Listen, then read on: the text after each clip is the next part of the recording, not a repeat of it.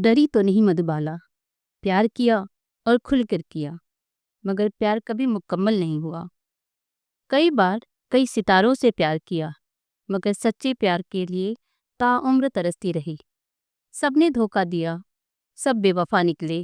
मोहब्बत की झूठी कहानी पे रोए बड़ी।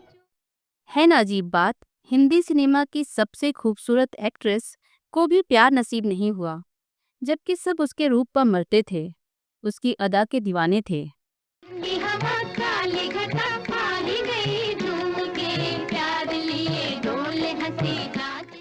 दुख, दर्द और बीमारी से 36 में ही मर गई मधुबाला। 36 साल की उम्र भी कोई जाने की उम्र होती है। अंतिम समय में हड्डी हो गई थी मधुबाला। हमेशा रोती थी और कहती थी, मुझे मरना नहीं है, जिंदा रहना है।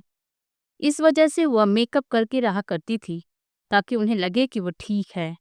मगर मेकअप से आप ठीक तो लग सकते हैं, पर मौत को कहाँ रोक सकते हैं। 36 में ही मर गई रूप की रानी।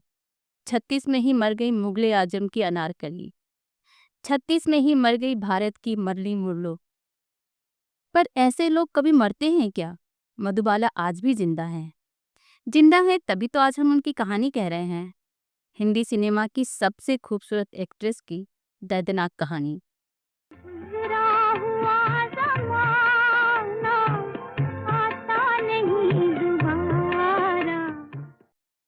नमस्कार, आपका स्वागत है अचीवर जंक्शन सिनेमा पर और आप देख रहे हैं सिल्वर स्क्रीन की कहानियाँ। इस सीरीज में आज हम कहानी सुना रहे हैं 10 भाई बहनों वाली एक ऐसी खूबसूरत हीरोइन की जो अंग्रेजी का एक भी शब्द नहीं बोल पाती थी, मगर फिल्म इंडस्ट्री में गर्दा मचा दिया था। सभी थे उनके रूप और अभिनय के दीवाने। आज हम कहानी सुना रहे हैं 40 के दशक की एक ऐसी अदाकारा की जिनकी खूबसूरती को लोग आज भी नहीं भूल पाए हैं। वन एंड ओनली मधुबाला, एक ऐसा नाम जो आज भी लोगों के दिलों में बसा हुआ है। तो अगर आपने चैनल को सब्सक्राइब नहीं किया है तो अभी कर लीजिए और बेल आइकन दबा दीजिएगा, जिससे हमारी कोई भी वीडियो आपसे मिस न हो। मधुबाला का जन्म 14 फरवरी 1933 को दिल्ली में एक मुस्लिम परिवार में हुआ था। उन्होंने यूं तो फिल्मों में एंट्री बाल कलाकार के तौर पर 1942 में आई फिल्म बसंत से कर दी थी। उस वक्त उनकी उम्र सिर्फ 9 साल की थी। है प्यारी हमारी गलियां, हमको है प्यारी हमारी गलियां। लेकिन बतौर अभिनेत्री उन्होंने 1947 में नीलकमल में काम किया, जिसे फिल्म मेकर केदार शर्मा ने बनाई थी। इसके बाद उन्होंने 1947 में दिल की रानी तकदीर मेरे आके बता दे, भगवान तू भगवान, भगवान तू भगवान कुछ करके। और 1948 में अमर प्रेम में काम किया। ये सभी फिल्में उन्होंने द सो मैन कहे जाने वाले राज कपूर के साथ की थी। यहाँ घबराओ नहीं, वे बेज़ुबान मेरे रस के दो बैल। तो तुम्हारी दोस्ती जानवरों से है? दोस्ती के मामले में जानवर इंसान से बेहतर हैं। जल्दी दोस्ती नहीं करते, मगर निभा। मधुबाला प्रेम के प्रतीक वैलेंटाइन डे पर पैदा हुई थी। उनका दिल प्यार से भरा था। उन्होंने दूसरों पर भरपूर प्यार और अपनापन न्यौछावर किया, लेकिन बदले में उन्हें किसी से कुछ नहीं मिला, न प्यार न अपनापन। मधुबाला ने 4 लोगों से प्रेम किया था, लेकिन किसी एक के साथ भी उनका रिश्ता मुकम्मल ना हो सका। आइए बात करते हैं मधुबाला की प्रेम कहानी की। से लीजिए इश्क के इम्तिहान। पहला प्यार उन्होंने किया एक आईएएस अधिकारी से, जो परवान नहीं चढ़ा। दूसरा प्यार हुआ शादीशुदा कमाल अमरोही से।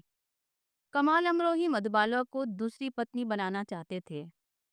1949 में बॉम्बे टॉकीज के बैनर तले फिल्म महल बनी। इस फिल्म के निर्देशक कमाल अमरोही थे। फिल्म के लिए पहले सुरैया को कास्ट किया जाना था, लेकिन स्क्रीन टेस्ट के बाद लीड रोल में मधुबाला को चुना गया। ये फिल्म बॉक्स ऑफिस पे हिट रही। इस फिल्म की शूटिंग के दौरान ही मधुबाला और कमाल अमरोही एक दूसरे के नजदीक आए। मगर शादीशुदा कमाल अमरोही अपनी पत्नी को छोड़ना नहीं चाहते थे। वह चाहते थे कि मधुबाला उनकी दूसरी पत्नी बनकर रहे, लेकिन मधुबाला को यह शर्त मंजूर नहीं थी और इस तरह से यह रिश्ता भी खत्म हो गया। आएगा आएगा आने वाला आएगा। बात करते हैं तीसरी प्रेम कहानी की। 1951 में रिलीज हुई फिल्म बादल में मधुबाला प्रेमनाथ के साथ नजर आई थी। शूटिंग के दौरान ही एक दिन मधुबाला प्रेमनाथ की मेकअप रूम में गईं और उन्हें लव लेटर और गुलाब दिया। नैनों से नैन मिले बदले जमाने, समझे समझने वाले और ना जाने। तब प्रेमनाथ समझ नहीं पाए कि क्या हो रहा है। जब उन्होंने लेटर पढ़ा तो उसमें लिखा था, अगर आप मुझसे प्यार करते हैं तो प्लीज ये गुलाब स्वीकार कर लें, वरना ये खत और गुलाब वापस कर दें। इस खत को पढ़कर प्रेमनाथ के होश उड़ गए। उन्हें इस बात पे विश्वास नहीं हो रहा था कि दुनिया की सबसे खूबसूरत लड़की ने उन्हें प्रपोज किया है। उन्होंने खुशी खुशी प्रपोजल को स्वीकार कर लिया। में भी दो दिल रुबा, जो हुआ सो हुआ। ऐ दिल दोनों में इतना गहरा प्यार हो गया था कि जब किसी फिल्म का ऑफर प्रेमनाथ को आता तो वो सिर्फ मधुबाला से पूछकर फिल्में साइन करते थे। इसी वजह से मधुबाला ने प्रेमनाथ के सामने धर्म बदलकर शादी करने का प्रस्ताव भी रखा था, लेकिन प्रेमनाथ ने मना कर दिया। धर्म के कारण ही प्रेमनाथ उनसे शादी नहीं कर पाए। यह रिश्ता भी एक फसाना बनकर रह गया। तुम चले जाओ बादल, अब तुम जाओ। अच्छा, अलविदा। अलविदा।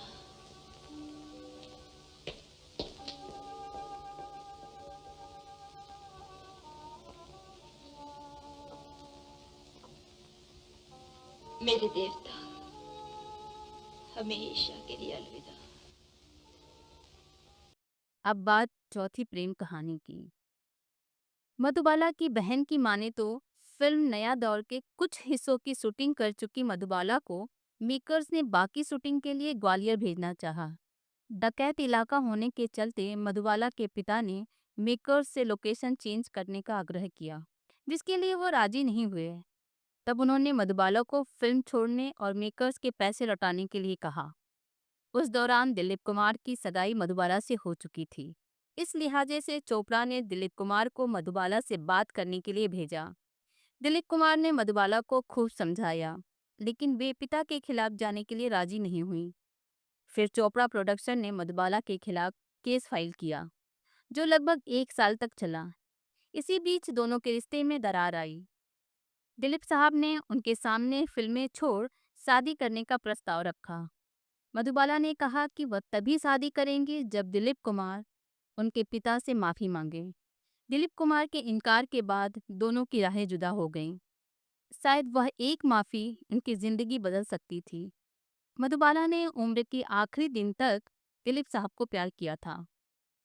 फिल्म मुगले आजम में अनारकली और सलीम की जोड़ी में दिलीप कुमार और मधुबाला को बहुत पसंद किया गया था, मगर शूटिंग के दौरान दोनों एक दूसरे से बिल्कुल बात नहीं किया करते थे। इन्हें न देखिए शहजादी, इनमें कनीज की सहमी हुई हसरतों के सिवा और कुछ नहीं। भूल जाओ कि तुम एक कनीज हो, और सलीम को अपनी आंखों में वो देख लेने दो जो तुम्हारी जबान कहते हुए डर। अजीब दास्तान है मधुबाला की। जिनसे प्यार किया उनसे शादी नहीं हुई, और जिससे शादी हुई उसने अंतिम वक्त में साथ नहीं दिया। दिलीप कुमार से बिछड़ने के बाद मधुबाला अपनी जिंदगी में बिल्कुल अकेली हो गई। इधर दिल की बीमारी की वजह से शूटिंग के दौरान उन्हें खून की उल्टियां होती थी, लेकिन उन्होंने इस चीज पर गौर नहीं किया। इसी वक्त उनकी मुलाकात हरफन मौला इंसान किशोर कुमार से हुई। भीगी भागी सी होती रातों में जागी सी मिली एक अजनबी। उनको एक बार फिर से जिंदगी जीने और खुश रहने की वजह मिल गई। 1960 में मधुबाला ने किशोर कुमार से शादी कर ली। किशोर कुमार को उनकी बीमारी की जानकारी थी, लेकिन उन्होंने इस बात को बहुत गंभीरता से नहीं लिया। शादी के बाद वो मधुबाला को लेकर लंदन गए, जहां पता चला कि वह सिर्फ 2 साल ही जीवित रह पाएंगी। जब किशोर कुमार उनके साथ वापस लौटे तो उन्होंने मधुबाला को उनके पिता और बहनों के पास छोड़ दिया और कहा, मैं काम की वजह से बहुत व्यस्त रहता हूँ, तो मधुबाला की अच्छे से देखभाल नहीं कर पाऊंगा। इसके बाद वह मधुबाला से मिलने आते थे, लेकिन 3-4 महीने में एक बार ही। ओ बलमाए जिंदगी तो का खेल, किसको खबर। जब मधुबाला को अपने पति की सबसे ज्यादा जरूरत थी, तब वो उनके पास नहीं थे। मधुबाला की हालत दिन ब दिन खराब हो रही थी। उनकी छोटी बहन मधुरभूषण की माने तो मधुबाला 9 साल तक बिस्तर पर पड़ी थी। वह डॉक्टर से हमेशा कहती रहती थी, मुझे मरना नहीं है, जिंदा रहना है। मधुर के मुताबिक आखिरी वक्त में वह केवल हड्डियों का ढांचा बनकर रह गई थी और अंततः बॉलीवुड की सबसे खूबसूरत अदाकारा 23 फरवरी 1969 को महज 36 साल की उम्र में ही हमेशा के लिए खामोश हो गई। लेकिन ये खामोशी आज भी बहुत बोलती है। तभी तो हम आज भी कह रहे हैं, सुन रहे हैं और देख रहे हैं मधुबाला की सफल किंतु दर्द भरी कहानी। नहीं भूलेगी वो बरसात की रात, जिंदगी कैसा है नगमा, ये क्या दास्तां है, बताए मोहब्बत मेरा। हम लेकर आएंगे और भी ऐसी कहानियाँ। ये कहानी आपको कैसी लगी कमेंट बॉक्स में ज़रूर बताएं और चैनल को सब्सक्राइब कर लें ताकि अपडेट्स मिलते रहें आपको। धन्यवाद। नमस्कार।